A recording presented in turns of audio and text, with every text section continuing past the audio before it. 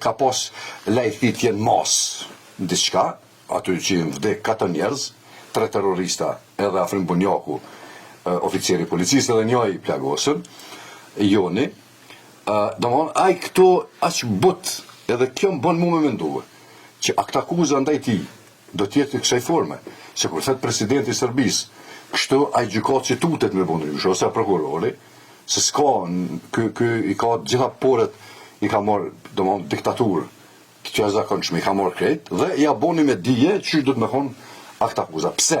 Sepse Radojčić është financieri kryesor, multimiliarderi kryesor i partisë të Vučićit. Ky me Vučićin ka vija politike, një po me vëllaun e tij, me komplet këtë garniturën e krimosit që është e lidhur me pushtetin, ky është baba dhe nona i tyne, Mashma Zvonko Veselinovićin. Dhe tash, çfarë do veprimi i Vučićit në këtë aspekt do të ishte fundi politiki i tij, sepse po të ishte shtet demokratik, shtet civilizues, në momentin kur ka ndodhur kjo në Banjska, do të ishte shumë normale që Vučići me ndërheqje. Si ka, domthon, krejt pidim që ai ka organizuar këtë punë. Krejt armatimi, çka marr për depove të ushtrisë.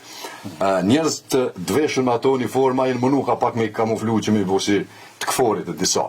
Pra, Radojčić ka influencë të jashtëzakonshme në listën serbe, dhe jo vetëm, po në krejt serb të Kosovës, edhe knena, Graçanis Novobër, Raniluk, Lokot, Partesh, Shtrpsk, absolutisht e ka, sepse e kanë krijuar këta një farë kështu figure ti me të vërtet si komandant.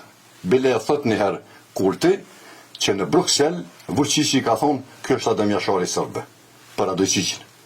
Dhe kjo të bën me mendu që ky njeri është i pashmangshëm në këto raporte. Çka mundin me këta njerëz për shembull? Arkanin e ka vrarë Milošević. Kështu ka qenë. Legia është i arrestuar 40 vjet burg për vrasje Xhinxhiçit. Ky njeri nuk ka tjetër, këta mundin ky ka vetëm një fat. Apo fatkeqësi.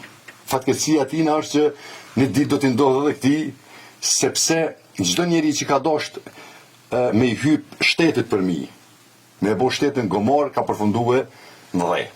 Edhe kjo mundet me prit në çfarë forme, qysh nuk e di, por Vučići për me pështu lëkurën e vetë është në gjendje çdo gjë me bo. E bën edhe ato. Nuk besoj që ai jap lëkurën e vet për Milanin apo për Zvonko Veselinovićin. Shëll, faleminderit shumë për kohën dhe shpresoj që na japësh informacione pak para se me dorë publiku rreth më që nesër do të nëse. Kosova Info do ta ketë ekskluzivitetin e vet në bazë të asaj çka unë muj dve të dhonat. E që besa këgja shumë unë me ardhë, të dhonat të vërteta. Faleminderit shumë edhe një herë për kohën.